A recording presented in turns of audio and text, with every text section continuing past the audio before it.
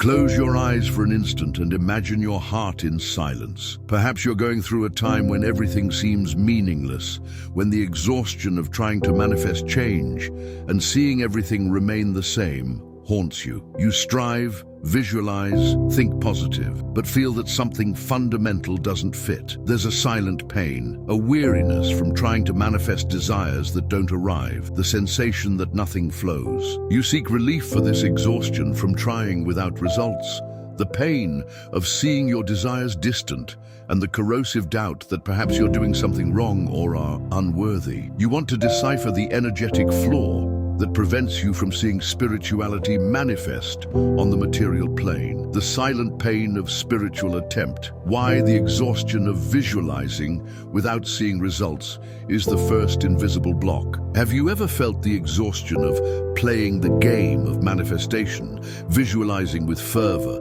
affirming with conviction, but deep down, feeling you're just acting a part? This is the silent pain of spiritual attempt. It's like an actor on stage, rehearsing their lines and movements perfectly, but without feeling the emotion of the character. The audience, which is your own reality, perceives the absence of soul in the performance.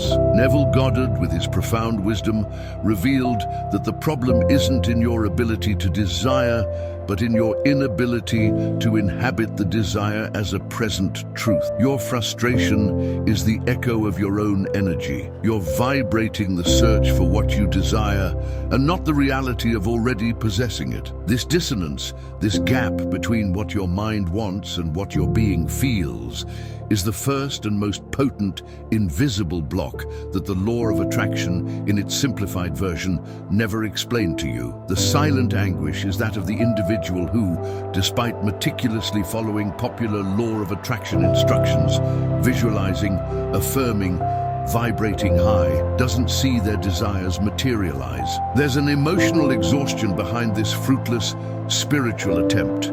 A corrosive doubt about one's own capability or the functioning of the universe. You seek to understand the why behind your efforts not translating into reality, searching for the energetic flaw that you yourself may be unconsciously generating. The dissonance between conscious intention, I want to manifest, and unconscious emotion, I don't believe this will happen, is a central trigger. False performative spirituality manifests in the mechanical repetition of techniques without a deep inner connection, leading to unconscious self-sabotage. The silent anxiety about the lack of results reinforces the vibration of lack, creating a vicious cycle. The myth of empty visualization, why merely imagining isn't enough, and the profound difference between mental fantasy and Neville Goddard's creative imagination. Many have learned to visualize as one watches a movie. You sit, close your eyes, project images of what you desire onto your mind's screen. But Neville Goddard teaches us that this is empty visualization, a fantasy that by itself doesn't carry the power to create. True creative imagination isn't an act of passive observation, but of active participation.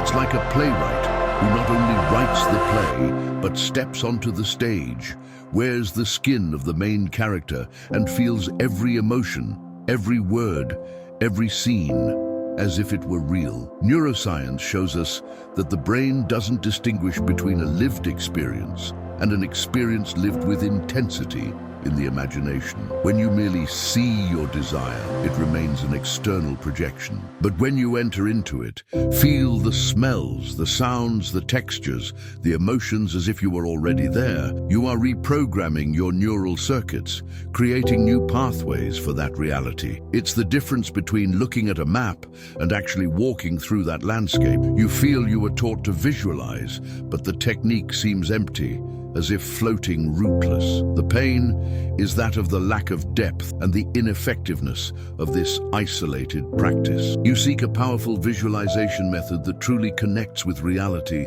and not just with superficial desire. You want to understand why your mind imagines, but the world doesn't respond. The false belief that visualization is a mere mental movie, without the need for deep emotional and sensory engagement, creates a dissonance between the mental image and the absence of the feeling of already having. The superficiality of the practice that doesn't reach the subconscious, where limiting beliefs truly reside, prevents manifestation. The missing emotional bridge, how the absence of the feeling of already having isn't a technical error, but a neuro-emotional dissonance that sabotages your energetic field. Popular law of attraction failed to emphasize the essential bridge between desire and reality, genuine emotion. It's not enough to think about what you want.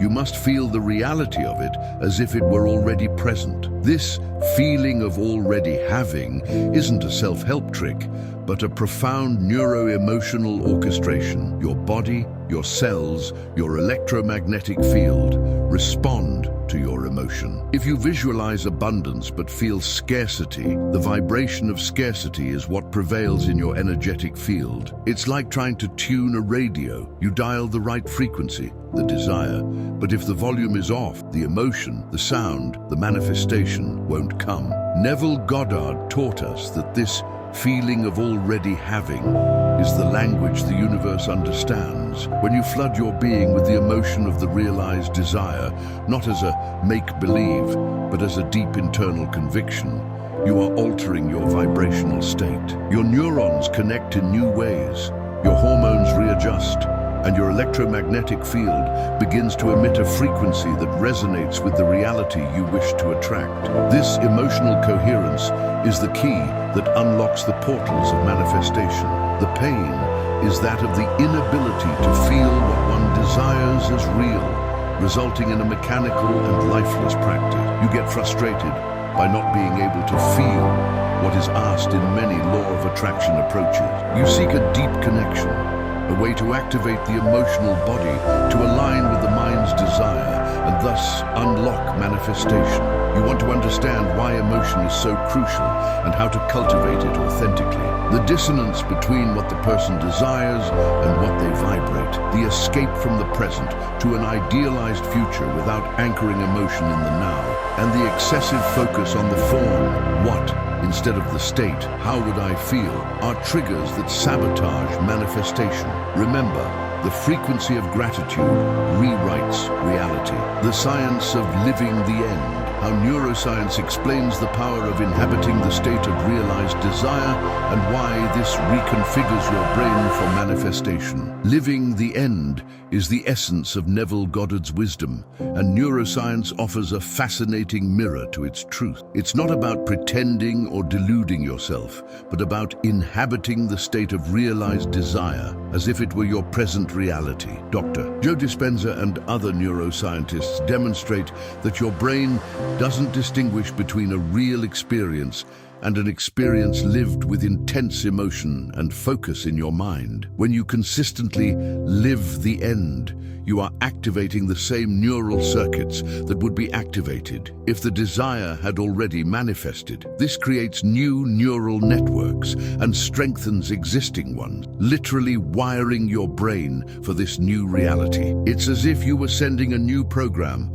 to your internal computer, your autonomic nervous system, your endocrine glands. Your entire body begins to align with this new vibrational signature. You're not just thinking about the future, you are being the future in the present. This process of brain reconfiguration, driven by the emotion of gratitude and completeness, is the silent engine that drives the manifestation from the invisible to the visible, transforming your internal state so that it corresponds to your external reality. The pain is that of confusion about what it means to live the end practically, without falling into delusion. You seek a logical and scientific explanation for this seemingly mystical idea. The desire is for a clear and validated method that helps you change your perception and reprogram your mind for manifestation. You want to understand how science corroborates spiritual wisdom. The difficulty in maintaining emotional coherence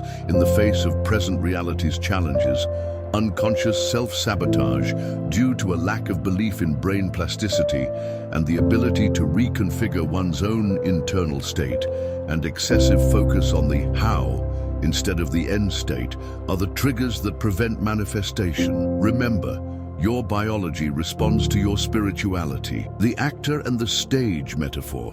Why your reality is a reflection of the character you truly play inside, and how to change the internal script to change the external stage. Think of your life as a grand stage. Your current reality, your relationships, your health, your abundance, is the set, the costumes, and the other actors around you. But the secret, the part that popular law of attraction didn't explain, is that you're not just a spectator of this drama. You are the main actor, and your reality is an exact reflection of the character you are truly playing inside. Not the character you wish to be, but the one your deepest beliefs, your daily emotions, and your dominant thoughts are embodying. If you perceive yourself as a victim, the stage will set up scenes of victimization. If you feel scarce, the scenery will reflect that lack. Neville Goddard teaches us that true change doesn't begin with external actions, but with the internal redefinition of your role. It's like a method actor who immerses themselves so deeply in the character that they become that person, not just act like them. To change the external stage of your life, you must first change the internal script of your being. Ask yourself, what character do I need to be to live the reality I desire? And then, with Neville Goddard's creative imagination, don't just visualize, but feel yourself as that character, inhabit that state. This change in internal identity is the silent rehearsal that precedes the grand premiere of a new reality. The pain is the feeling of being a victim of circumstances, of not having control over one's own life or what happens. The person seeks a sense of agency and power over their reality. The desire is for a deeper understanding of their role in creating their life and for tools to take control of their internal performance in order to change their external stage. The unconscious belief of being a victim of circumstances, self-sabotage through the repetition of old emotional and behavioral patterns, and the lack of awareness about the power of internal identity in creating external reality are the mental and neuro-emotional triggers that prevent manifestation. The universe only needs one answer from you. Yes, I am ready. Change your energy, change everything. It's not your age that blocks you, it's your vibration. You still have time, but you can no longer postpone. What is the universe trying to show you? You are not alone. The universe hears you. What if the pain you feel today is the portal to the life you've always sought?